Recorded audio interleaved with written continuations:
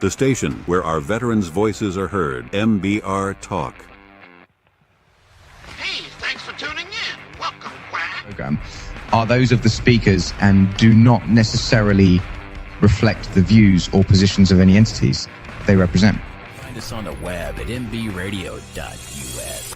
Ah, there it is.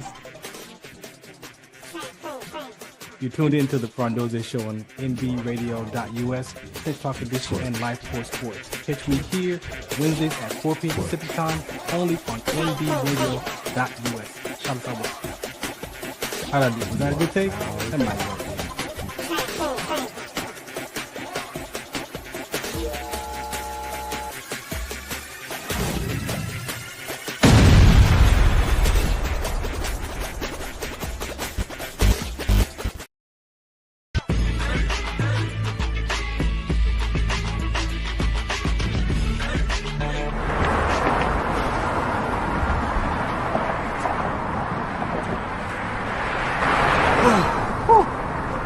Hey, what's up, man? How you doing? I'm blessed, my brother. How you doing? I'm good, man. I'm good. Hey, did you see the game last night? Oh, that was a good game. But did you see the shot?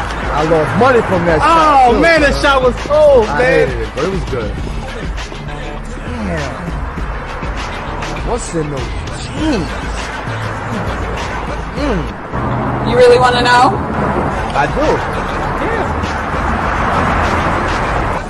Exhaustion, muscle spasms, asthmatic issues, unexpected sickle cell trait crises. Damn. Are you serious? When I was young, I found out I had sickle cell trait. My mom's told me, but I ain't have no knowledge of it. But when I got older, I had a child, and the doctor told me my daughter has sickle cell trait. You know the fact that both parents have sickle cell trait, there's a 50% chance the child may have the trait, and 25% chance the child may have the disease. Hey, that's what's the count. Do you know that 2.5 million people in the United States have sickle cell trait, 300 million people globally? I didn't find out I had sickle cell trait until I was in the Army, 10 years. Next thing you know, I had a sickle cell trait exertion site. Sickle cell? I thought that was a black gene or something. Nah, man, the Latin community is number 2. 1 out of 36,000 babies are being born with sickle cell disease. You could be Caucasian, Mediterranean, European. You gotta know your bloodline, man. There is an inherited gene in our community that has been forgotten. The name is sickle cell trait. WDCONSCT, also known as What's the Count, is out to bring awareness, education, and prevention to people all over the globe. Want more information? Call us now at 323-215-5384 or visit www.wdconsct.org.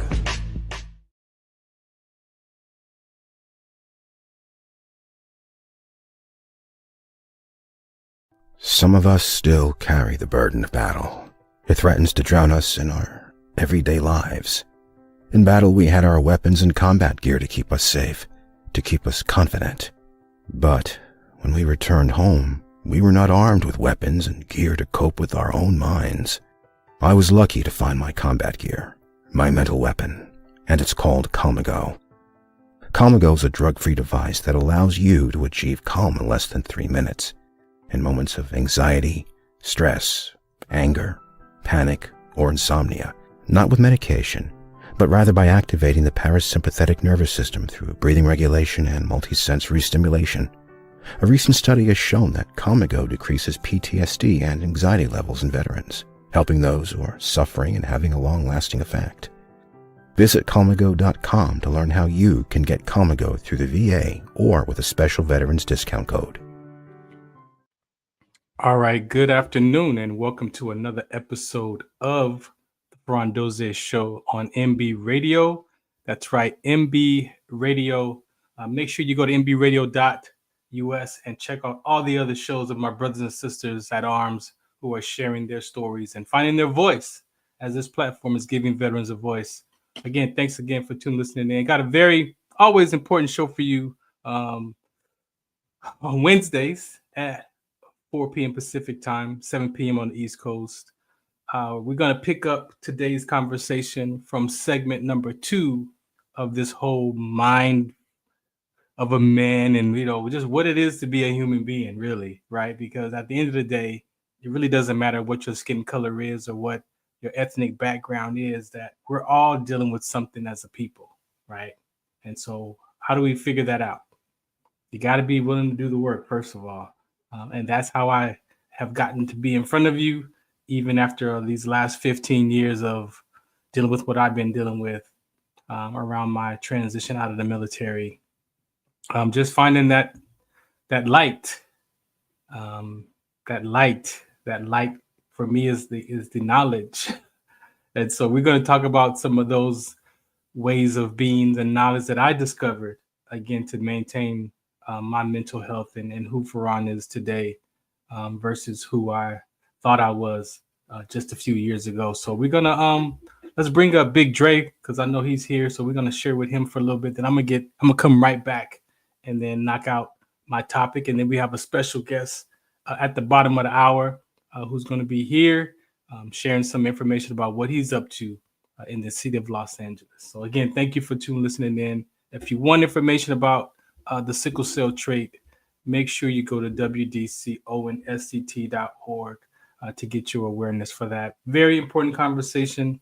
And we got some new stuff coming up working with that as well. So that is my activity of life that I get to take care of. So make sure you go there if you want more information. All right, let's bring up Big Dre. What's up? Always a special, beautiful day. I'm talking to my boy Farron Dozier. How you doing, man? Man, I'm blessed. And the topic of the week is mental health of the month. Dealing with what we're dealing with. And first, a shout out, of course, to my almighty man upstairs, God, let me see another day. Hey, right. And shout out to those men and women of the armed forces who are fighting, and the ones who are deployed right now downtown. And oh my God, everybody out in the streets, what's going on with martial law? We like an inch for martial law, man. We got we inches for, like somebody saying you can't go outside and eat a hamburger no more. Right. You know what I mean? Right. Yeah, so it's another getting close. It's getting close. Yeah, it's another topic conversation, man, because I don't want to speak on that part of you know I am, Farron. I tell it like it is. I don't care. I don't sugarcoat it. But it's to say we're going through a lot, and it does boil down to mental. What your topic's about today. Well, I'm gonna give. Once you take over the forum for the next 30 minutes. Yeah. I just feel and put my 2 cents in. Mental is a scarce thing. I finally got to doing a 2-year bid. I learned so much about myself. My uncles, them were all vets. They went through a lot. My uncle took me on his wings and said, I'm gonna show you how it is to be a man of honor. But he did, 2 tours of Nam and, part of Korea. And he says, man, when you have a mental breakdown, there's sometimes no coming back for some guys. Yeah. Most guys went the way of just having nightmares for 25, 30 years. Some went to opioids and got themselves addicted on drugs, came back from Nam. And it's just it's a new version here in the modern recall coming home. Now people having withdrawals, panic attacks, anxieties. Oh yeah. Man, it's dealing with it. So your show is a touchdown. It's a nail on a coffin to understand when will it stop when our government wakes up and put more money behind the mental aspect of all the people on the streets. Yeah, more than just talking about it too. It's easy to get millions of dollars and talk about it, put together a program, and then close the door and hopefully it works for somebody. Yeah, throw a bone outside. What dog will come out and grab that bone? You know what I mean? You won't look out there and see who grabs it. You throw a bone outside, a little piece of meat on it. So that's why they're doing mental health, and it's sad that we're coming. But I tell everybody out there, stay prayed up. That's all you can do. Stay prayed up. Love your Lord. Love your kids. Hug your kids. Tell your family members you love them.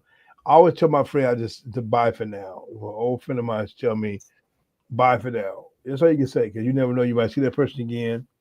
Yeah. Bye for now. Yeah. So that's why I have to put my 2.5 cents in until I'm back at the oh, you're good, man. I appreciate you. So take it over, man, and let them put it on them. Put it on them, man. I'm just gonna share my perspective, man, and hopefully somebody relates to me so we can figure this thing out together. So I appreciate you, bro. All right, bye for now. See you later.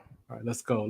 Opinions expressed in this program are those of the speakers and do not necessarily reflect the views or positions of any entities. they represent. Find us on the web at mbradio.us. All right, again, welcome back to another episode of the Farron Dozier Show. We're working on segment 2 today. If you missed part 1, you can definitely go to all the different platforms, social media platforms to download or watch it on Spotify, YouTube. It's all over the place. Wherever you get your podcast at, just go there. All right, so today's segment is number 2. We're going to be talking about the biblical manhood and mental health, right? And what that looks like for me, right? Because everybody, y'all have y'all beliefs. This is not a religious conversation at all. This is about relationship and what I had to discover for myself and find what that looks like for me, right? So you've got to be able to do the same work and figure out, your emotional strength, the spiritual leadership, and the healing that it's going to take for you, right? Not just for you as far as your physical, but we're talking about your mental, right? And that's the label. The label is mental health.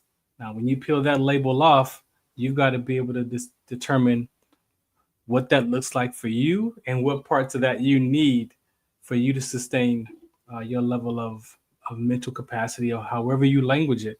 We have so many different terms for it. But for me, it was, and it is such a still a kind of difficult conversation to have, although I speak freely about my life and from my life, because these are the things that like I said, has gotten me to be where I am today, to still be alive, to still be able to have these kind of conversations, to be with my family, to be with my friends, right? Because a lot of times, for some of us, we get into that space of hopelessness, and then, we have hope, like pie in the sky. I hope one day things happen or things change. But then if you don't have actions, hope is an action word. So if you don't take any actions with that hope, then you're leaving it up to what? Leaving it up to chance, leaving it up to just one day you hope it's going to happen with no actions on your part. Yeah, that doesn't always work that way. It's not right or wrong, good or bad, but it just doesn't seem, or it could take longer for those things to happen in your life, right? Unless you are going to be the cause in the matter and figure out what it is that you need for yourself, right? So that is basically what I'm just going to talk about in this piece of this conversation. I definitely did have to go to a biblical context. I can tell you that my mom, my dad, people in my life prayed for me. Prayer does work. Let me tell you, they prayed for me. They prayed for God to provide something to help me get back on track as I was in this space of, as I mentioned to you earlier, I had some hope, but that hope was mixed with hopelessness, right? And with that two mixture, there are days that I felt great. And then there were days that I felt like, what am I even still doing here? Right. And what was my heart reflecting? Right. What was my thoughts reflecting? And it was basically thoughts of the past. It was basically thoughts of the upsets, the disappointments, the frustrations, the life that was life and the life that lifed. And in my present state, I was just down, just upset with myself, with life, with the TV, with the people. I mean, you name it, because it doesn't just sit in one spot. See, we think that those things just sit in one spot in one area, but it doesn't, because it sprinkles itself all in the other parts of your life. And those are the things that I had to really figure out and sit down from the moment that I became willing to look, right? And everybody's not willing. Some people don't know who they are unless there's chaos present, right? Which is, hey, if that's the environment that you grew up in, again, none of these are right or wrong. But for me, I had to start to determine what it was that I was dealing with, because I just knew there had to be something better. And so sometimes it takes, or when your heart or when your mind is ready to self-reflect and what we call, take responsibility for my behavior, There was a part of my life that I just looked at it like, I got to figure this out. Like, there's got to be something better. And so we don't want to generalize these conversations, because as men, we all deal with whatever we deal with. Our environments have taught us how to survive life, or how not to survive, or whatever your environment has taught you thus far. Some of those survival skills you're gonna need those, right? But the problem is that some of those survival skills have become so automatic that you're not able to learn new skills, because you're already reacting to the old stuff that's got you to survive. So what that does, it doesn't allow you to experience life differently. Or maybe you experience it for maybe a day or two. Maybe you feel great one day, and then maybe, like I said, the next day you're like, what am I doing? Why am I doing this? And so we go back and forth, attempting to figure out, why do I feel like this? What is my experience? And sometimes we don't even realize that there's a difference between our experience of life and our activity of life. See, for me, I had to go and figure out, I saw what I was doing, right? I saw what I was doing, but I also didn't notice my behavior, but I didn't know that my behavior could be separate from what I'm doing. See, sometimes we think that how we feel is just the way it is. And this is who I'm this is the way I am. And it's not wrong. It's not right either, but it's not wrong. So if it's not right or wrong, then what is it? Again, I had to look for myself and realize that I have an experience of life and I have an activity of life. And sometimes my activities of my life were so automatic, were so distinct in those principles of surviving from avoiding shame and disappointment and embarrassment, that's what ran my life. My mind, my will, my emotions was running my life. And that's not wrong. But if your mind, will, and emotions are running your life, then you're going to get what you get, allowing those to run your life. And there's no blame on anybody else. There's no blame to the system. There's no blame to the man. There's no blame to my buddy calls the man Charlie, whatever. There's no blame when you realize that you actually have a say in your experience of this life. But what is that being pulled from? Again, it's being pulled from hope or hopelessness. For myself, I was able to peel off between hope and hopelessness was a level of disappointment. And I believe as men, I don't want to generalize it, but if you look at the empirical truths of these conversations, the empirical truth is you ain't got to Google it. Just look in your own life and see how you experience life around these conversations that we have. And maybe sometimes being disappointed in ourselves is worse than somebody being disappointed in me. So maybe being disappointed in myself is worse than you being disappointed in me. Because I got to live with myself, with my disappointments about myself. I can pretend about the ones that you give me from you to me. I can deflect those as long as possible. They will probably penetrate my heart at some point.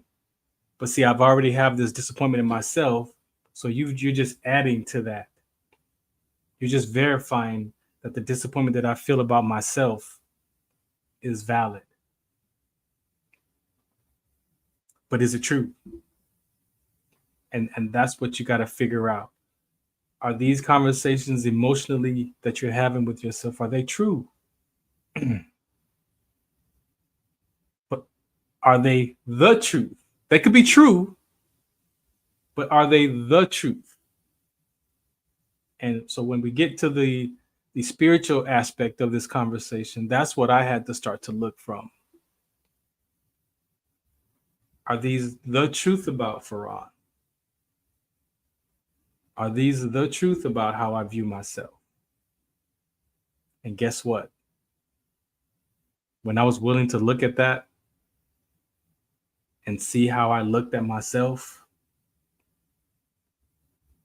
it wasn't the truth. But I had to find something outside of myself to challenge my views of myself, because I was already going to get the views of myself from myself, of what my heart says about me. That's going to be automatic. That's probably going to show up first. Is how I view myself first, which unfortunately sometimes is a diminished experience of ourself. So if you got hopelessness mixed in together in your heart, in your soul, in your mind, will, and emotions, if that's all mixed in together, what is that? Where is that coming from? One empirical truth, that it could be coming from disappointment. And what's the experience of disappointment? It's a diminished experience of yourself. It's so much of an experience that you may not even want to make another decision about life. It could have you feel stuck in life. It could have you feel like you ran into a brick wall in life. And then that's how we talk. So you experience it, and then you speak how you feel. Not wrong. It's not right either, but it's not wrong. So when I looked at my soul and I looked at those mind, will, and emotions that have been running my life for most of my life, I had to take a look and see exactly what I had to get a glimpse of. What was it? If I could just find one space to look from, and that was hope. Hope was like a door in my heart. Like whatever room you in, look at that door. That's how hope is for me in my heart. It's like a door. And behind that door is a whole lot of stuff about hope. It's about hope about what Farron thinks about hope. It's about hope of what the world says about hope. It's about hope of what my personal development education had to say about hope. It was the hope about my friends and family had to say about hope. But then it was also another hope that I hadn't really looked at before. I've heard about the hope, but it was hope in God. See, because as I started to learn on my spiritual piece of this conversation, I learned that I can choose which one's running my life. Is my soul going to run my life and follow what the world has to say about it? Or is my spirit being going to run my life? And I'm going to have to tap into what my spirit being is created from. And so if you believe that you're made in God's image, then the Word of God has a whole lot of conversations about how God's image is supposed to view itself. And it may be different than how the world views you as an image. And that image I'm talking about that I was dealing with was my identity of the soldier, the basketball player, even the sickle cell trait advocate. Even now I'm discovering the broadcaster in front of you still has some issues. The co-basketball owner of 3 ABA basketball teams. The father, the grandfather, the ex-husband, the brother, the cousin, the uncle. Those identities,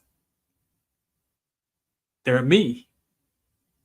See, it's only one of me. I can't separate myself. I'm the same person. I'm the common denominator in all of my relationships. So when you discover that and you own that and you accept that and you take responsibility for that, and then you take responsibilities for the behaviors that go with that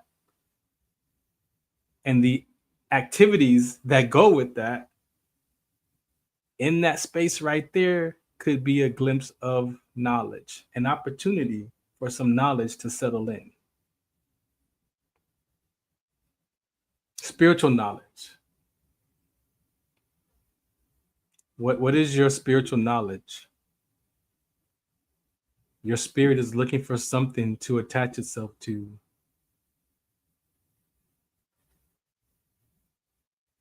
What is the manual that you give your life to, that you believe that you came from? I can't use my Nissan 370Z manual for a Toyota Supra. Different manual.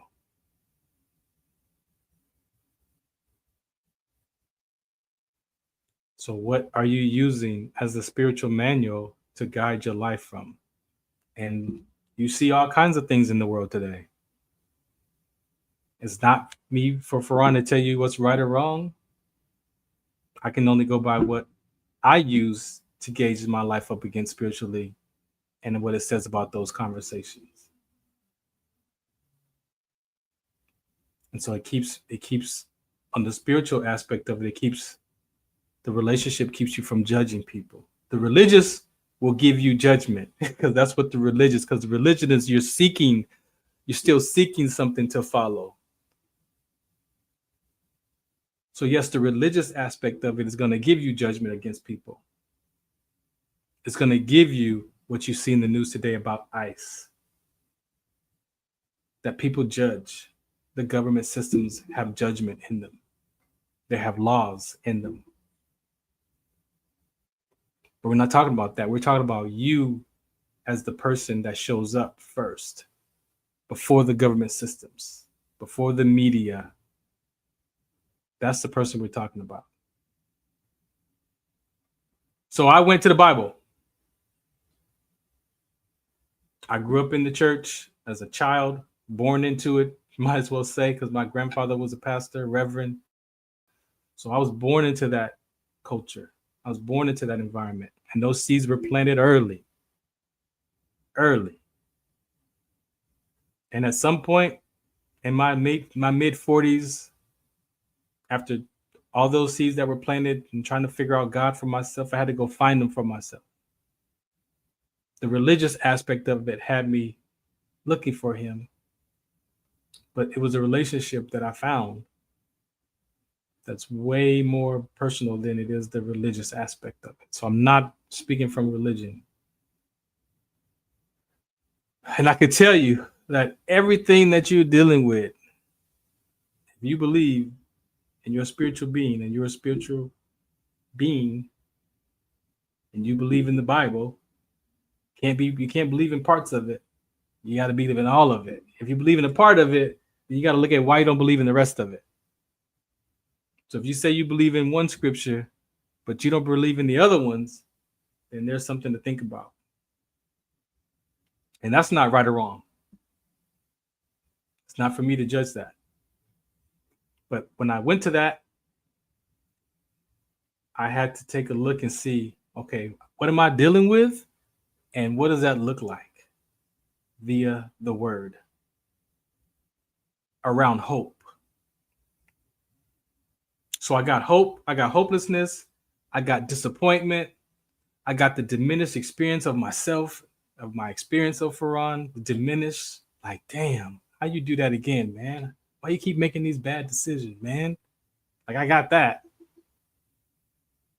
But then there was something else when I got that. Despair.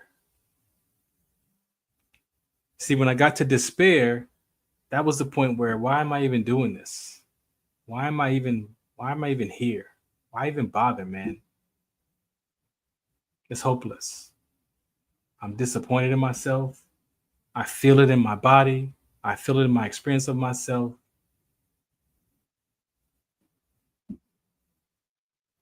That other experience was despair. And then that despair expressed itself, as I shared with you, as a title called self-loathing. It could be something else for you. For me, it was self-loathing. That was the best description that I could find, because I had my high days and I had my low days. And in those low days, it was all self-loathing. Woe is me. What is wrong with me? Nobody cares about me. Me. Not right or wrong, but just all of that. And I think a lot of us not that I think, I know a lot of us deal with that. It's the ability to be willing to look and tell the truth to yourself first. Not to me, not to your friends or family, to yourself first. So when I went to the manual that I believe that I was introduced as a child, the Bible, there was so many different scriptures there that a lot of, so far, everything that I've been dealing with in my life, I found it in the Word. There's a word for it. And guess what? Those words are way more powerful than what the world has to say about it. Way more powerful. So am I gonna go with what gives me my power and my strength to live? Or am I gonna go with the diminished experience of what the world has to say? And then what's in between that? And so there's a scripture. It's Romans 12:2. And it says, and be not conformed to this world, but be ye transformed by the renewing of your mind. And that's what I'm talking about. I was willing to be transformed and renew my mind.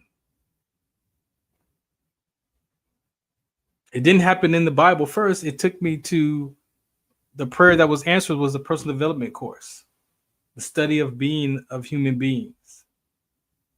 That course, the study of being of human beings, is what they're based off of. It gave me an opportunity to look at my experience of what it is to be a human being. And let me tell you, I've been in that education for 15 years now, and it has definitely been a major, major help in understanding my mind, my will, and my emotions. For sure. I've challenged every story. I've challenged every experience. I challenged everything that I could think of, and I put it in that education as an experience of what it is to be a human being. And I found out that there's not just one way to experience life. And usually it's a diminished experience of ourselves, because the brain is designed to survive life. So it's going to always look for what's missing or what's wrong or what do I need. Always going to look for that to keep you surviving. Because if you don't have that, then you feel like you're going to die, right? And that's the biggest fear of all, is the fear of death. So if you're living your life avoiding trying to die to survive life, imagine how your experience of life is going to be in that mindset. Imagine how you're going to treat people in that mindset. And we see it today. But do you see you in it, though? That's the question. Do you see you in that? And I did 15 years ago. I saw myself in that. And I'm like, I don't want that life no more. I don't want that life. I already knew what I got the first 40 years. And if there was a glimpse of knowledge that I got from that education, that's what I was looking for. More knowledge to understand my soul, my mind, my will, my emotions. Why do I do the things I do? Where did that come from? What stories did I make up? Challenging the past, challenging my gut, challenging my intuition, challenging those karma stories, challenging all that, challenging the future of uncertainty, challenging depression, challenging anxiety, challenging the self-loathing. So you got to find something that your soul can attach itself to, that you trust, outside of how you think about yourself first.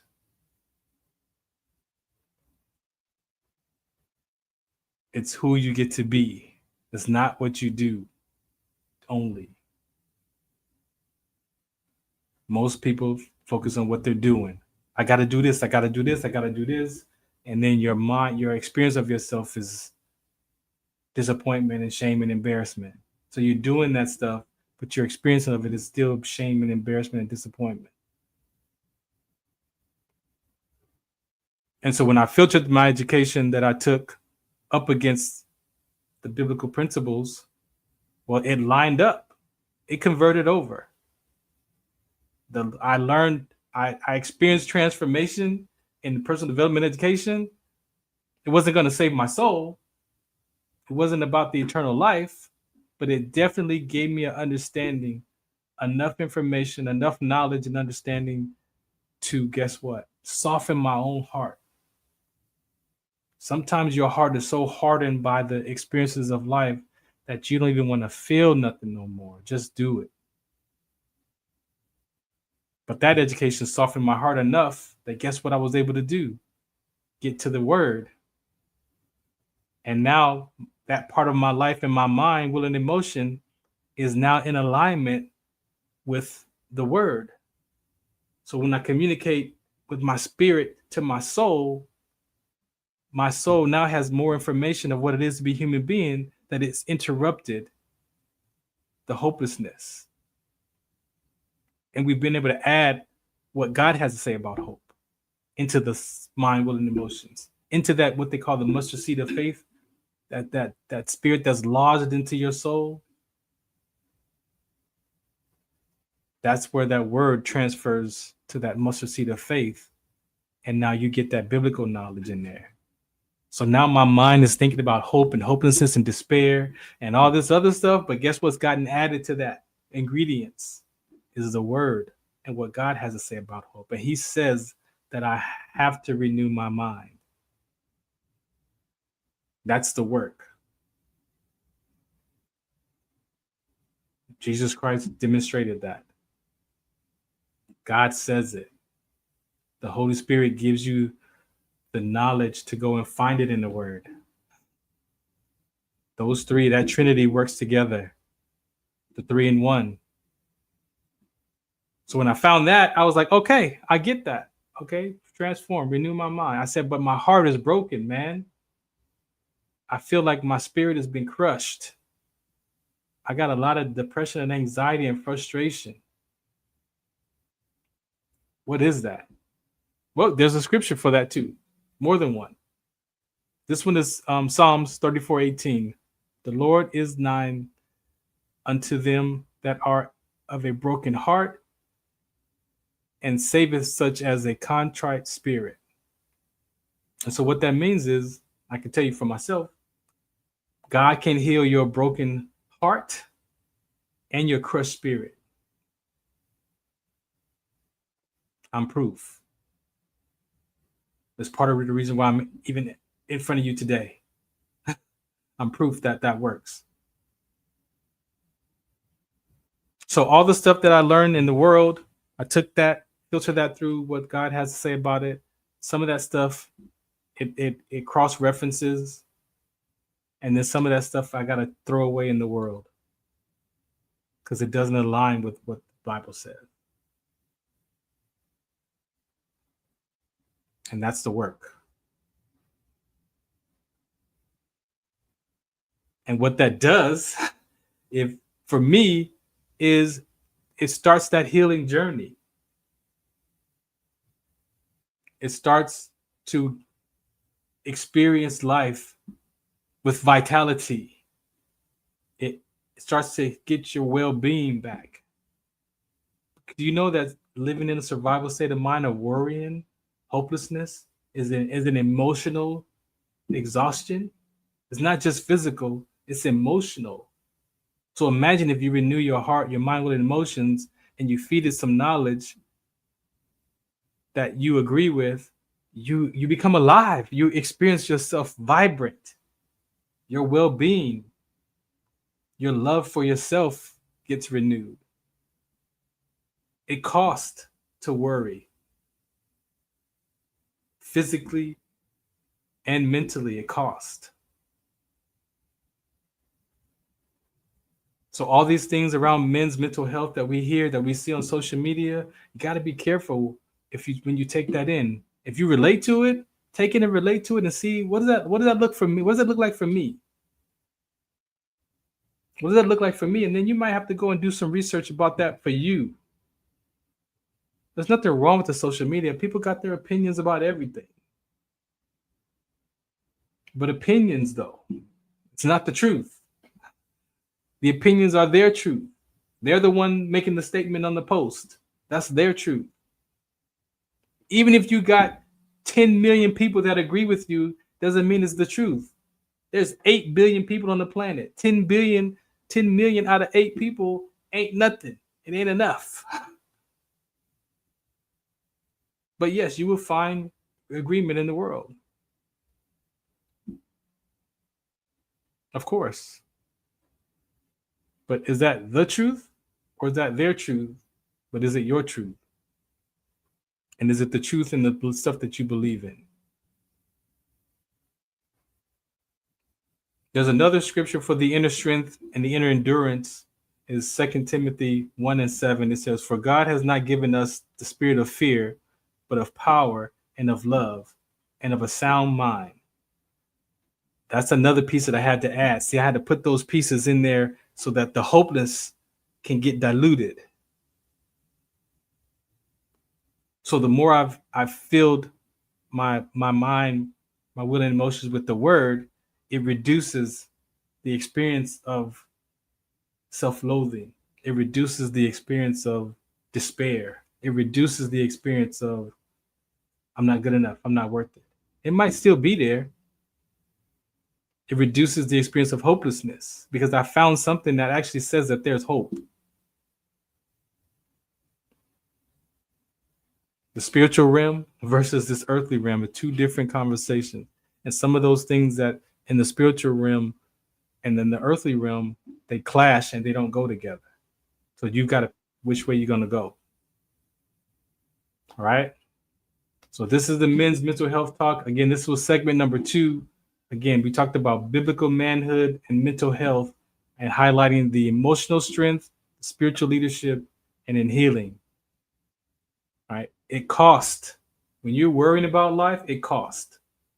Not just physically, but emotionally, mentally.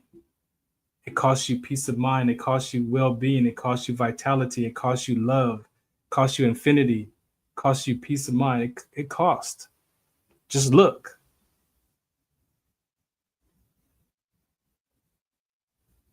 All right. Let's take a look. So we're going to come back next week, segment number 3. Yep, segment number 3. We're going to come back and we'll get into that next portion of that conversation. And again, very important, very important. Segment 3 is going to be about the battle of the subconscious mind. The subconscious mind is a battlefield. These are the things that we deal with as men that we suppress, we hide, we pretend everything is fine when really it's not. I appreciate you for listening in. Again, this is the Farron Dozier Show right here on MB Radio, Trench Talk Edition. We'll be right back. Shout us out. What's the count? Opinions expressed in this program are those of the speakers and do not necessarily reflect the views or positions of any entities they represent. Find us on the web at mbradio.us.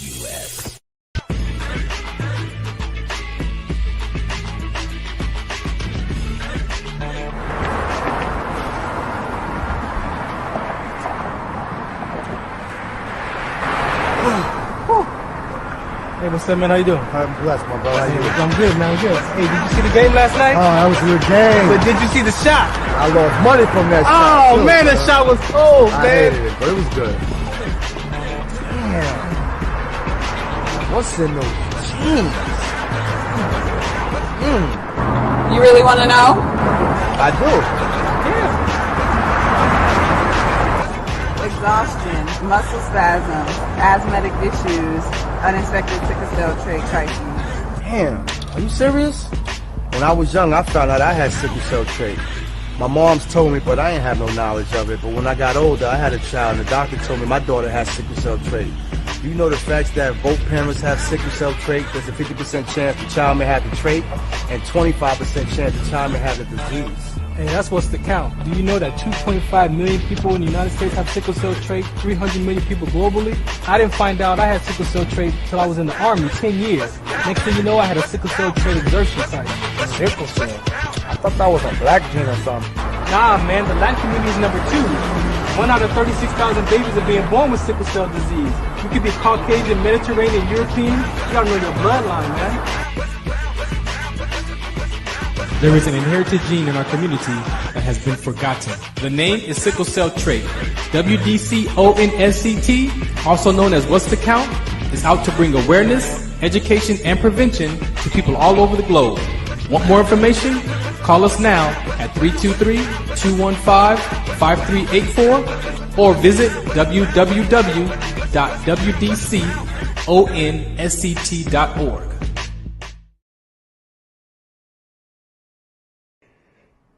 Muchos de nosotros nos vemos afectados por la enfermedad de células falciformes a diario y un número creciente simplemente no nos damos cuenta.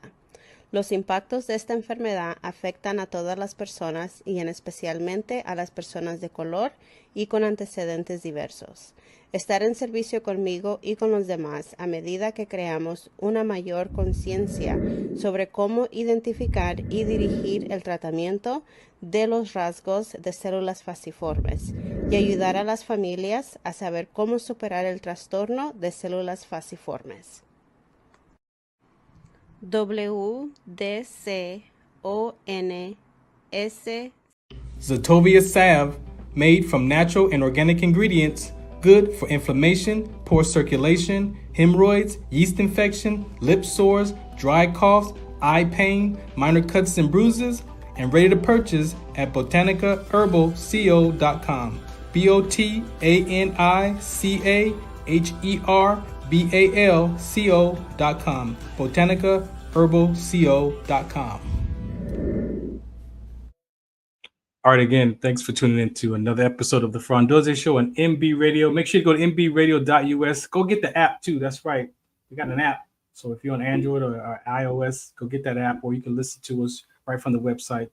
Get the dates and time of all the different podcasts and talk shows here.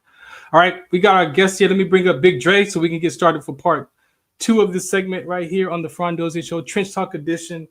As you've been hearing Big Dre and been talking about hammers and nails since we've been hanging out in this conversation in this space. So let me get him up here on the deck real quick. Oh man, I need my nails done, man. Man, my toes need to be done. God, you been shaved. Now, let's not talk about the toes. Hold on. I need me a drink. Get me a Shirley Temple. Oh, I got somebody who can do that for us, man. You do? Who? His name is Fez Russell, the CEO of Hammer Nails. There you go. What's happening, Fez? What's going on, guys? Thanks for having me. How are we? All right. My nails, man. They tripping, man. My nails tripping. My feet. Let me put my foot up here. You guys are gonna love this, man. I swear, it's gonna be a heavenly. I promise you that. We are putting everything together. The finishing touches are coming along. I'm here right now, and the shop looks incredible. I'm telling you, it's great. We can't wait, man. We saw a picture of you and the actual CEO who started that. So we are franchised. So I was actually with the founder, Michael Elliott, who now lives in LA. He was bi-coastal for a while, but he's back in LA, and he created the original Melrose shop, which was here, back in around 2013 to 2015. And, he's a jack of all trades, the writer of Like Mike, Brown Sugar, and a lot of other amazing features that have come. I watched shit with Tay Diggs, I think of Chad Lakin. Oh yeah. Yep. Yeah, great. He's a great guy. He comes in weekly actually, and we get to catch up. But since then, it's been franchised on a corporate level, and it's been blowing up ever since. And we're about to be opening the 51st location here next week. Wow. Right here in LA. Yeah, look out, man. Are you ready for it? Are you ready? I don't think you guys are. It's incredible, man. I've been running West Hollywood for some time when we were still a young brand, and watching guys of all walks of life, young, old, gentlemen who've never received services like this before, walk out smiling, ready. Oh, he froze on him. He's probably still doing He's probably still doing his internet Family services. Yeah, man. Okay, I got you. See, yeah, because most men experiences when they put their nails done the first time, they be like, okay, this can't be happening. This ain't real. My nails is that messed up, jacked up. I said, yeah, man, because you got to take care of yourself, man. You know, and got to have a clean shave and a facial, and you can have a little bar. You can take a little something at the bar if you have to. That's exactly right. Why don't I show you guys a little tour of the place right now, because it's come a long way since you guys stopped over here last. Oh yeah. So okay. The people, you are my audience. You get ready for a lightning experience. You're gonna show y'all some things. Let me make y'all go. We can go, and there you go. I'm gonna turn my camera around so you can kind of get a gauge of what we're working with. So, can you guys see this? Okay. Oh yes, sir. Yeah. Here's our main lobby. What's the mirrors on the wall? The prices and everything. What's that? The prices behind you are on the wall for prices and services. Yeah, our prices aren't listed on the wall, but these are our list of our services. Okay, services. You know, it does have our membership base on there, so we are a membership based concept, which currently our founding club is still going on. Here is our lobby area. Oh, look out now. Oh yeah. We got the NBA Finals about to kick off. Go Pacers. Go. I'm an somebody, Indiana boy myself, so somebody win. Somebody, you know. All right. I don't recognize none of the teams. Here is our lobby, and we enter into the barbering room. Wow. Unbelievable. Yeah, that's fire. It is. I will now move on. Move on into the mirror. The mirror's coming up. The best part. Here we go. Here we go. All you Kobe fans, look out there. For our Laker fans. Oh yeah, look at there that. There it is. There it is. The man. I got the pictures Mamba. of that. We got a lot of nice features in there with Shaq and Kobe together and Staples Center. Real Center. Staples Center. The real one, not the old fake crypto. Yes, the Staples Center. The real one. Always be the Staples Center to me, always. Always. So, as you see, we're really coming together. We're getting ready to kick things off in about 10 days. Oh yeah, we're excited. We really are excited about it, man. We can't wait to let everybody know what we're dealing with. And like I tell you, it's for family members. Now this Saturday, the 21st, is your official date to open up for the. What kind of crowd? I will be sending a link out to our founding members. DeAndre, I know you're one of our founding members. I'll be sending a link out for booking pretty soon here. Give us a few days to finish up a few finishing touches, but then I'll send out that link, and then we'll be inviting everyone to make their first bookings to come see us. We're training our staff next week, and it's going to be really cool to see everyone in person. Can't wait. I can't wait to see that, man. Definitely. And I can't wait to first taste some good alcohol. We got amazing whiskeys here. We got to make an alcohol run, man. We got to fill those shelves. Hey, Fez, I got a question for you, man. And earlier when you came on, you said that you've experienced men come in and then leave with this different experience of themselves, right? Yeah. I can tell you from me, being in the military 24 years, I had never had my feet touched, done, never clipped my own toenails, all that. But I experienced it for the first time quite a few years after being retired. And I could tell you, bro, I was like, oh my gosh, this is what that feels like. What do you want to say to men? Because a lot of us, we think a lot of things are more feminine and on these kind of conversations. This is also a part of men's health, right? Men's mental health and all that. So what do you want to say about that that you've experienced?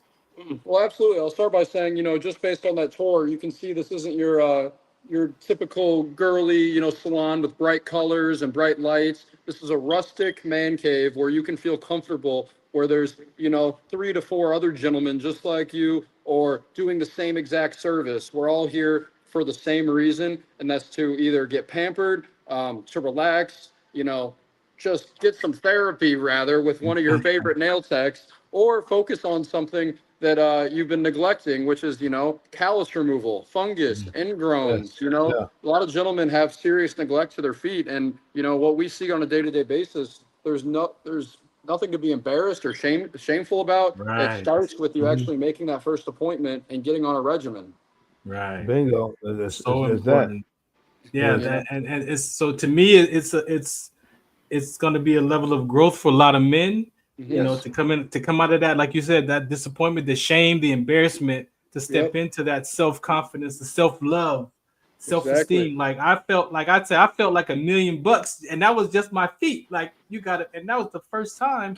And I was like, it was like I was walking on cotton balls or something. Like, we've changed the mindset around it. It's cool to have your feet done. You don't want to be at the beach going to play volleyball with your friends. You don't want to be that guy. You want to feel good about going to wear flip flops. That's during summer. So exactly. This is a way for guys to to spread awareness, really, but create an environment that's comforting. And that's why the brand has grown so much. It does. If you're not local, there's probably a location near where you might be, and that's something to be said about a brand, and why so many franchisees are expanding, because they believe in it and other people believe in it too. It's a growing concept. What gave you the confidence? Was it the family business? Like, what gave you that, I think I could do this for myself too? Well, my mom is my partner. She's my business partner. We do it together. I own and operate on a day-to-day, but we work as a team. And what gave me the confidence is, one, having someone that is there to bounce ideas off and believe in each other to run a successful business. But two, at the end of the day, everyone loves getting a fresh haircut. Who doesn't love feeling better about a haircut or a fresh beard grooming, or, getting a facial treatment? And the fact that the hands and feet were a nice add-on as well. And it was the concept that I felt like I could get behind, and a service that wasn't going away anytime soon. There's no, some people might say, oh, robots are taking over the barbering industry. That will never happen. And this is an industry that's it's going nowhere. Ever happen. Yeah, it'll never happen. They may take over some areas, but it won't be that. Yeah.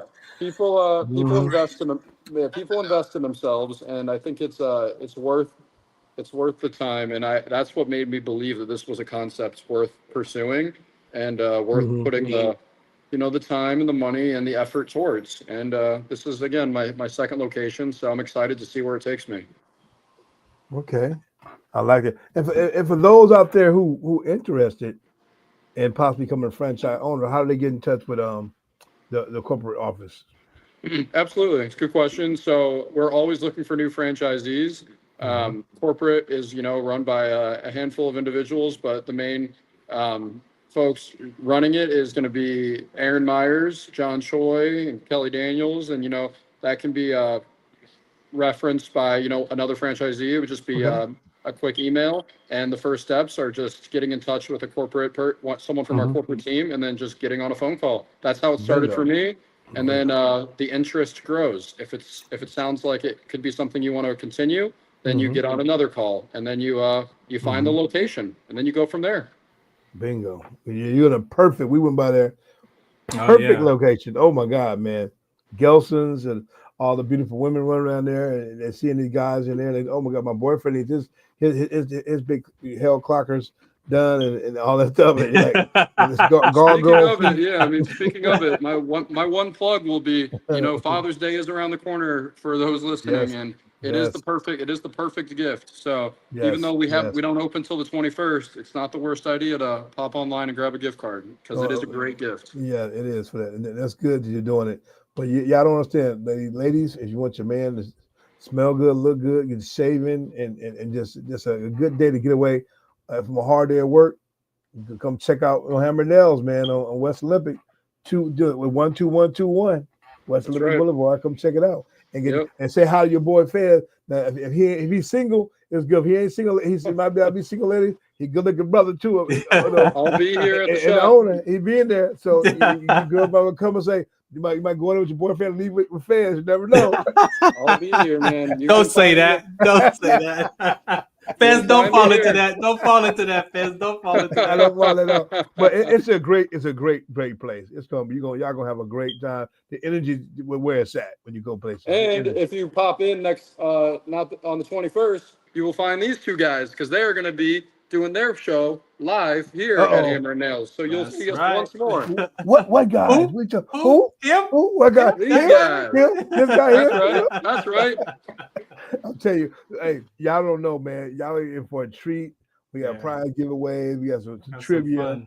It's gonna be a fun day, man. Go out there, enjoy yourself. And I'm tell you what, now we got some funny stuff. And for your veterans, we know Fez getting ready to discount for the vets. Tell them the vets to give. If you come out, you're a vet. Come out, get yourself done.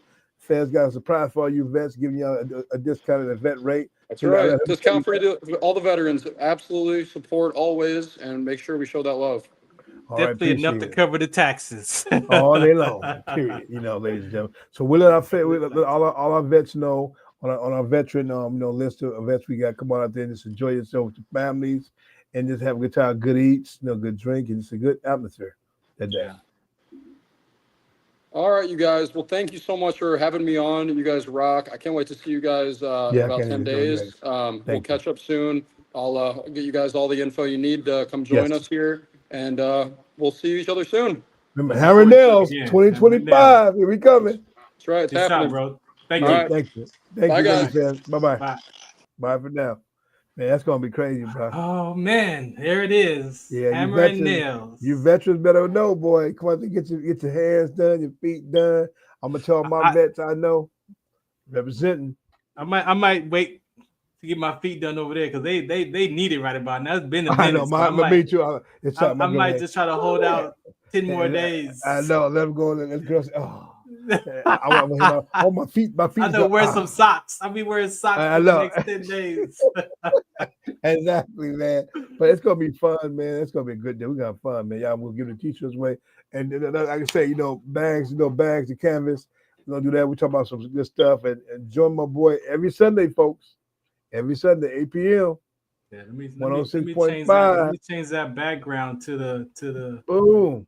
Yeah, ain't background there. We're gonna get into some sports. We're doing this bags the canvas conversation over there. Oh yeah, look out the fight. The big fight. July 19th. I'll be there in Vegas. Manny Pacquiao Burroughs.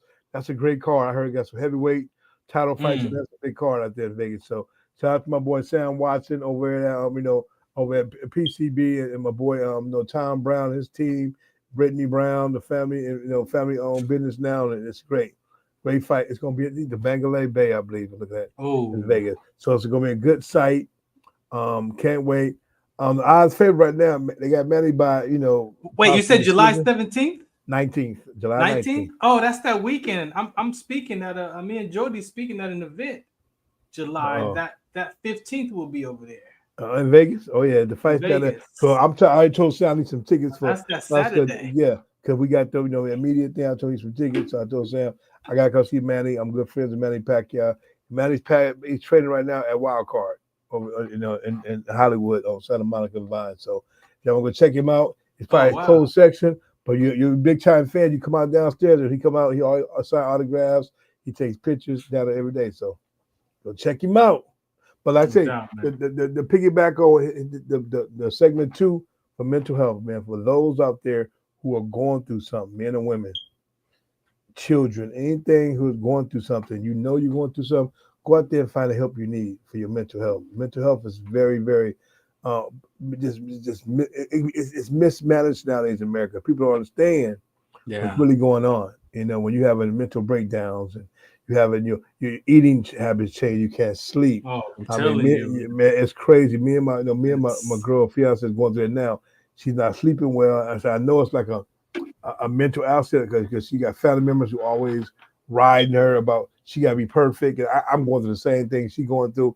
So I always tell her we need to help one another first. So remember, if you're having too much overload, go seek help. I have a psychologist I've had for 20 years. I thank God for my psychologist.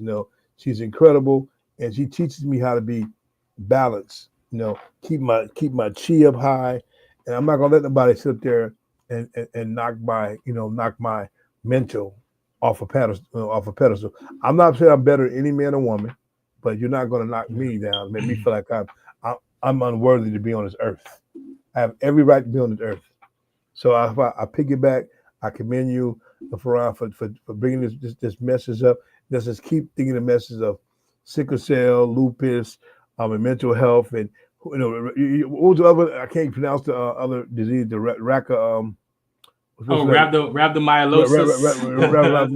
Rhabdo. Yeah, rhabdo, man. It's like people are going through that stuff. Get help, man. When you see symptoms, man. Don't be a stranger. And remember, you men who had colon exams, go out and get them. Stop playing with yourself. Go out there and take care of yourself, gentlemen, because we only got one life on this earth to get it right. You only got one shot, like Eminem say. So don't be that person. But once again, thank you. I'll always be on the show every Wednesday. And check out the Sport Collection on Sunday. Appreciate you. Sunday nights at 8 p.m. on KCA Radio. I'm really diligently working with KCA to figure out how we can simulcast the show back again, so we could do it one night on both platforms, simulcast. But right now, people out there got some money. All that money y'all got, brothers, we had talk y'all on a different level. But you know who you are, who watch the show, who supports me. I want you to support my boy, Mr. Dozier. With no money, hey, be a member. Donate if you can to the show. Look for sponsors for our show to keep it going powerful. If it's $500, $1,000, $2,000, keep us going. We are doing some things, man. But check us out, June 21st, Hammer Nails, 12121 South Olympic Boulevard. Start at 12 o'clock. We'll be on air live at 2:30. We will be. So Farron Big Dre, Show, man. Thank you, bro. Nice seeing you today. Appreciate you. Appreciate your time, bro. I'll catch you in a little bit. You're right. Bye for now, brother. Shout us out. What's the count? It's Big Dre, ladies and gentlemen. Appreciate him for his support. He comes here on Wednesdays, man. And like I said, he's not brand new to the radio.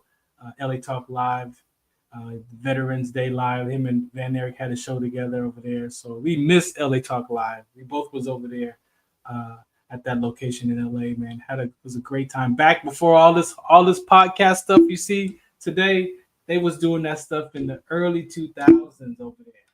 Early 2000s. So they are not new to this. We are not new to this.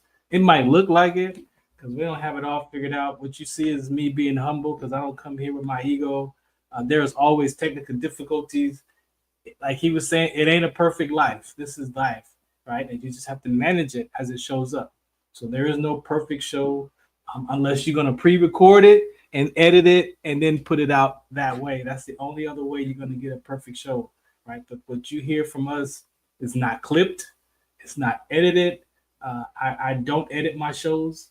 And so what you get is the raw conversation. We are responsible for our language. We appreciate the MB radio platform.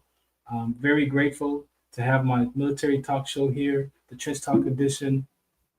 They've been nothing but less a blessing in support of this platform and for other veterans too. So make sure you go to MB Radio. You see the QR codes up here on the screen. Hit your phone on there. You can donate to the station, helping veterans find their voice. Again, there's so many different things that we deal with as people, as I shared earlier. And that first part of that is you got to be willing. You got to be willing to look. If you're willing to look, then your whole life can open up. But everybody's not willing. We haven't even talked about the strongholds. That's going to be next episode. I've touched on them. You heard them: shame, disappointment, embarrassment, anger, frustration, upset. All of those, where do those come from? Those learned behaviors. Some of that stuff is passed down. Some of that stuff just becomes a generational consequence. But you got to be the one to break that chain if you're willing. If not, you're going to get the life that you're going to get. I recognize that for myself today. I still deal with a lot of stuff. I ain't even got it all figured out. I haven't even got it all figured out. But best believe that I'm still here another day. Right? And that's what we want for our brothers and sisters, especially our veterans. This is a veteran platform, so I'm speaking to my brothers and sisters at arms. Whether you served prior, or you're still serving today, or you're thinking about serving, or you have a child that's thinking about serving, this is a platform. These are our opinions, but you can definitely gauge those opinions off of some real truths. There's a lot of relatedness, right? But what we don't want to do is we don't want to discourage and plant the seeds up based off of our experiences. Because there's so much to that human experience that you've got to do the work around. a lot of things that we have about opinions. There's a lot of opinions. A lot of opinions drive us. What's driving you? Is your ingredients include opinions? That's one of the main things that I learned, that I still have a lot of opinions about myself. But when I gaze them up against another principle outside of how I looked at life, that I trusted, that I have confidence in, they work. Cognitive behavior. My brothers and sisters in arms, if you are at the VA and you have an opportunity to go to take some mental health classes, my number one selection is cognitive behavior.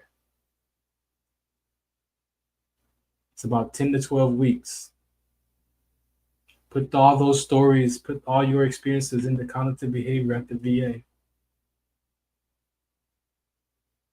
I trust those principles at the VA. I trust those conversations at the VA. I put a lot of stories in that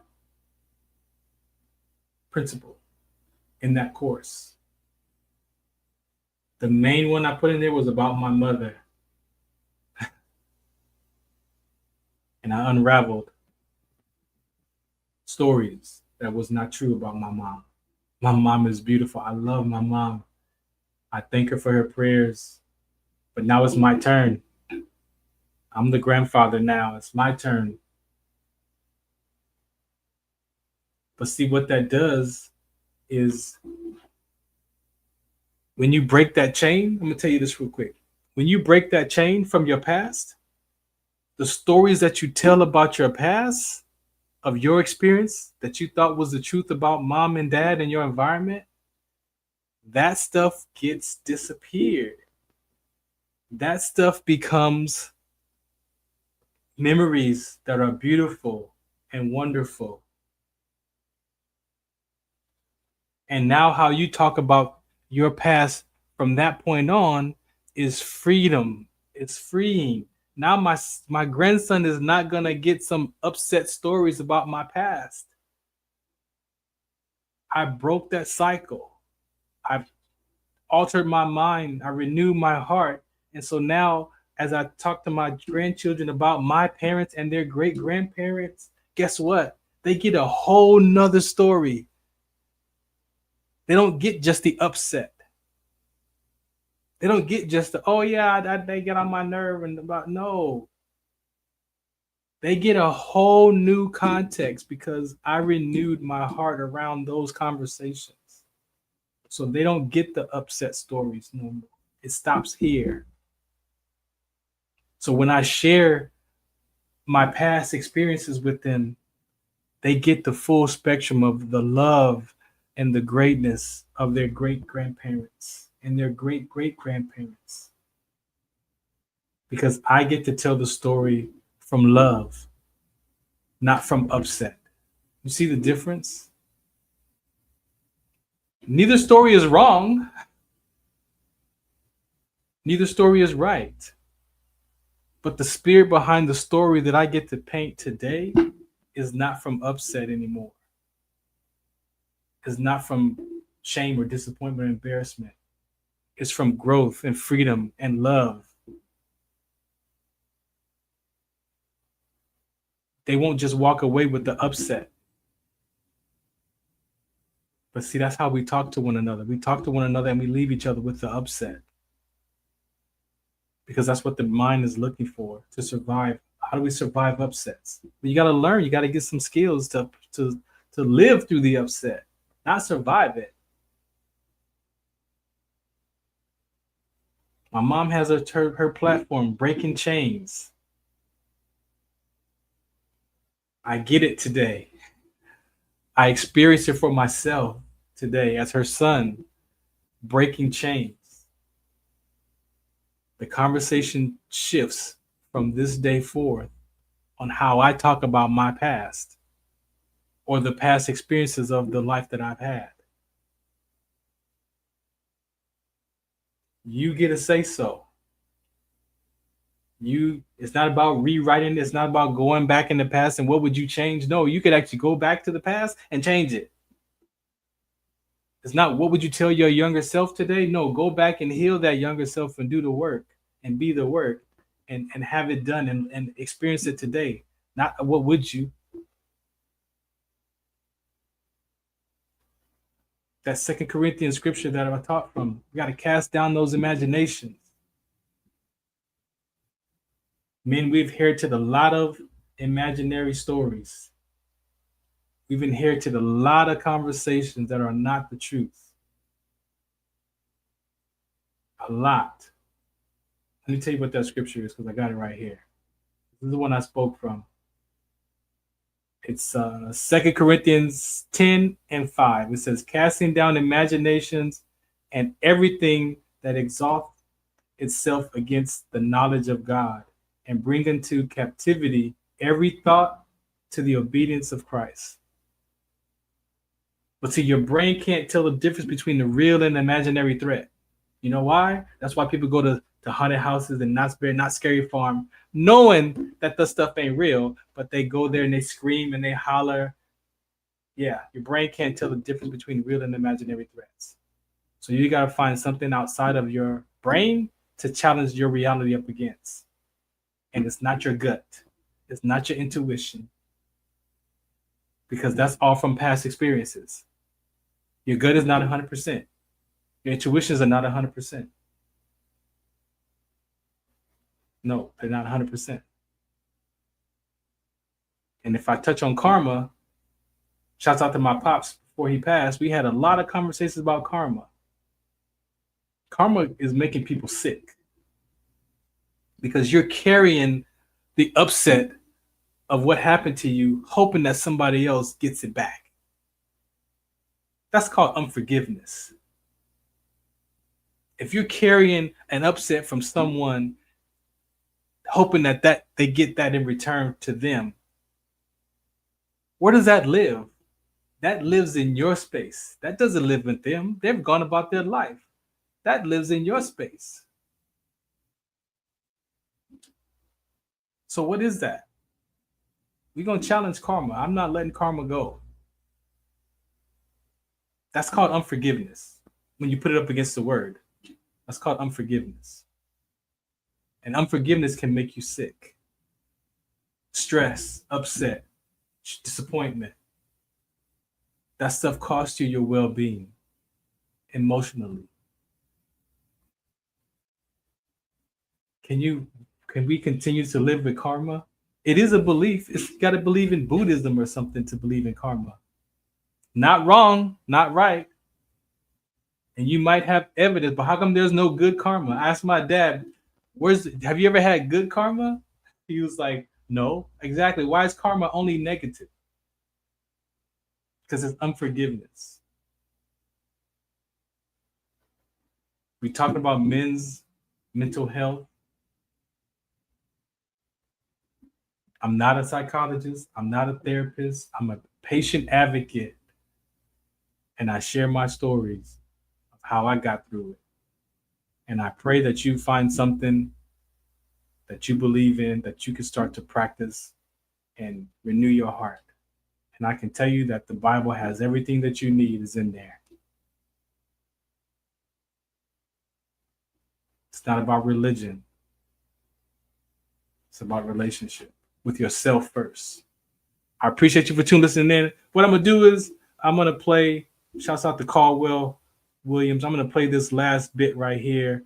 I've been working with Caldwell since 2018. So we're talking about, maybe 5 years, 6 years almost. And let me tell you, got some good information. LBI Solutions. Make sure you go check that out. LBI Solutions. That is his curriculum. There's so much going on with that. He's 91 today. He's 91. And he has been dealing with mindfulness conversations since 1957. Talking about 6-7 decades. he was doing this work. Before it was called mindfulness. We took the same education, but he took it in the 70s when it was called S-training. It was a different topic. It was a different name back then. Way more intense than it is today. But I'm going to play this. This is his documentary that's going to be coming out pretty soon. Very, very impactful. Grandson of slaves. Like, you'll hear the conversation about his life. I'm very blessed, grateful that I'm his curricular trainer.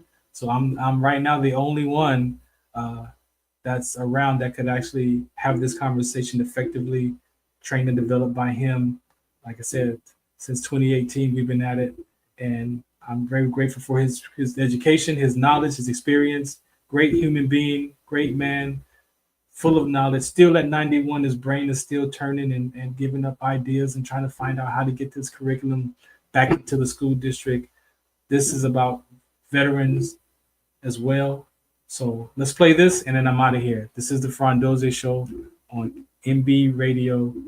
Again, thank you for listening in. Shouts out to Big Dre. Hammer and Nails. Again, Hammer and Nails on the 21st. We're doing bags of canvas right there. I'm going to hold out on my feet 10 more days to get them bad boys taken care of over there.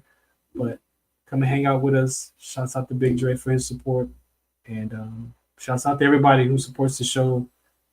Again, this is my personal therapy. So we're not doing it for the views or the likes or whatever. This is literally a place where we come and share our stories, the relatedness, and we pray that somebody hears something for themselves. So I got 2 clips. All right. This one is for our veterans. It's about 6 minutes. I got time. Yep, we're going to drop this one, and then we'll come back and drop the other one. Let's go. I appreciate you. We veterans came home eager to continue with our civilian lives, only to find ourselves enmeshed in dysfunctional pathologies that erode confidence, dampen spirits, and lead too many of us to self-destruction. One of the toughest points of my life was I had a really bad mental breakdown. It was between what happened overseas to losing a friend who committed suicide when we came back to decisions I've made during my lifetime and not being able to be athletic anymore, not being able to run anymore. Just a lot of things with the anxiety and everything else that happened to a point where when they pulled me over, I couldn't hang myself because my rope was in my trunk and I couldn't cut myself as hard as it was. I tried, couldn't do it. So I had about 200 pills I brought from a CVS store. It was, so I ended up taking all the pills and I woke up in a hospital bed, handcuffed with a tube down my throat, with hearing all these pills come out my throat. I went back home and a lot of things didn't work out, and I had to leave just about immediately after I got back. And I moved down to LA with the little money I had left to start pursuing some goals and dreams. I went to the VA, and they after a few days I was able to come down here thanks to whatever they did, and I am currently at the Salvation Army shelter right now. After getting out, without having too many or just about anyone to rely on and no finance, it became a hell of a struggle. I've dealt with this before, but going through it again is not something that I like to do, and I don't really feel like anyone should have to go through being financially unstable, homeless, and have no family or friends. And I see that with a lot of veterans. I'm a lot younger, mind you. I have my own issues, but things can go better for people. Not everyone wants to be a bum.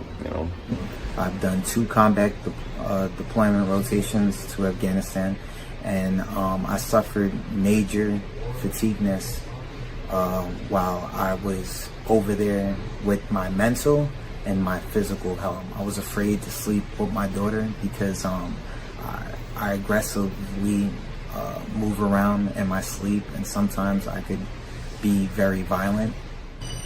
With all the things that occurred with me and all of those situations, it lead me up to this point, checking into a shelter. I lost my my wife, my daughter. We veterans came home eager to continue with our civilian lives, only to find ourselves enmeshed in dysfunctional pathologies that erode confidence, dampen spirits, and lead too many of us to self-destruction. It is now time for a new model, one that outreaches and assists veterans struggling with the imperative transition of veteran to civilian. And we, the new breed, with our objectives of inclusion and community, are here to fulfill it. We discovered that we were so deficient in effective foundation skills to navigate our civilian culture that we found ourselves isolated. Among us are those who got divorced, got evicted from residences, faced criminal charges, and most tragically, contemplated suicide. All of that is now remarkably changed through our meeting with and guidance from Caldwell Williams. Caldwell, who withdrew from retirement, has introduced to us to the possibility of returning home and discovering a new, purposeful, and goals-driven identity. And with our newly established skills, we are able to break previously unbroken barriers. Combat or war inflicts invisible injury upon every participant. Those who've served and who now suffer now need to heal from their invisible wounds. To protect and to defend our homeland, our government invests great time and resources to mold. So dealing with PTSD is something that requires a sophisticated sort of method of self-discovery to be able to. I wound up in Caldwell Williams program, and everything that they talked about was put to words the things I felt that I couldn't say. You know, the information I had gleaned, the personal insights I had, it was as if someone had already gone through it and had pieced it all together and understood how a person goes through the self-transformation discovery. This transition from having wounds into using them to become whole and complete. And that's what Caldwell Williams program does. Our medical science community has only begun to recognize the calamity of these wounds in this, the 21st century, to mold these malleable youth into weapons of war. No less time and resources are needed to stop their self-destruction. We initiate veteran healing and self-reliance. This enables them to launch a successful civilian journey. Together, we civilians can do this. We are the new breed, and we are going to change that. And we can't wait for you to join us. We have found a program that is helping us heal our invisible wounds. We are willing to do the work, but we need your help. Please donate. You are now tuned in to Push.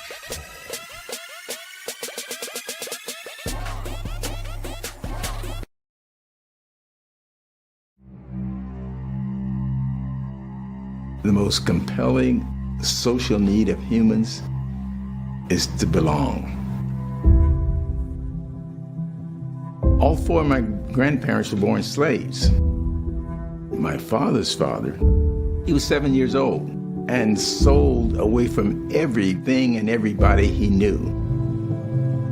He never again saw any member of his family. My father, he was born in 1884. His mother had died in childbirth, and he raised himself from age 8. The sheriff came with his posse, took my father and my oldest brother and beat them. My father died with scars on his back from that beating. If the sheriff puts you in jail in a Jim Crow South, where do you turn to seek justice? I loved school. It became a source of me finding myself. When I had graduated from UCLA in 1957 and was never even able to get an interview, no Jews, no Negroes, no Hispanics, no Orientals need apply. Now what do I do? Boy, you add color to our faculty. That's all we're interested in. All the other counselors were instructed to give me their failing seniors dopers, rebels, suicidals. Listening to 12th graders who were not going to graduate, they told me what was going on in their lives. I discovered that I had something to offer people that I thought had everything. Word was already out on the campus that the skinny black dude was cool. I got all these kids who want to talk to me, and I don't have enough time to see them. I think I might be able to see everybody if I saw them in groups. Individual psychotherapy on a couch was the only method. Skinny black dude wanted to do groups? You can't do that, because it doesn't exist. To hell with them, let's do it anyway. Parents want to know, what are you doing to bring about this reaction in my kid? I've been sending my kids to the best psychiatrist in Southern California, and this hasn't happened. This shit works. Developing adolescence without narcotics is a radical new national idea. Oh, you can't do that. Alternative school that includes sensitivity to the mental health needs of our students. This is too big for you. Would you be willing to train my managers? Yeah. Who's Caldwell Williams? He hasn't published anything. 22 Iraq-Afghan veterans committing suicide every day. I think I know who these young people are. Mr. Williams, you don't want to touch this. You don't know who we are, Mr. Williams. And I said, yes, I know who you are. Maybe you don't know who you are. Did your parents encounter racism? Oh my gosh, yes. How about your grandparents? Oh my, even worse. Then how did we get here? Someone persisted and prevailed in spite of. I would assert that no less is required of us.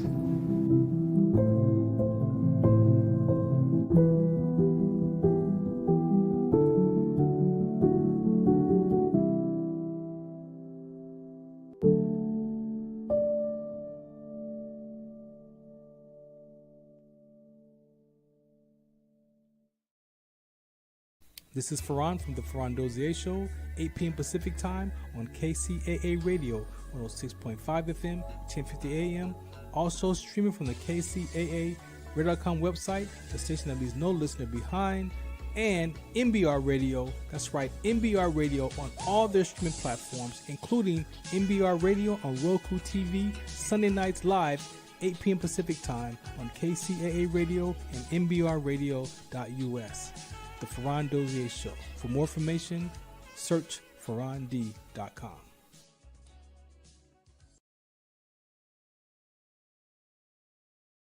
Ladies and gentlemen, thank you for tuning in to Military Broadcast Radio. As we wrap up today's show, we want to remind you that the podcast of today's episode will be available right after we go off the air. So if you missed any part of the show, or want to listen again, be sure to check it out. And remember, we're here to support and honor our veterans. Your stories and experiences matter, and we are committed to giving you a platform to share them. That's right, we're here to give our veterans a voice. So don't forget to catch the podcast and stay connected with us. Giving our veterans a voice.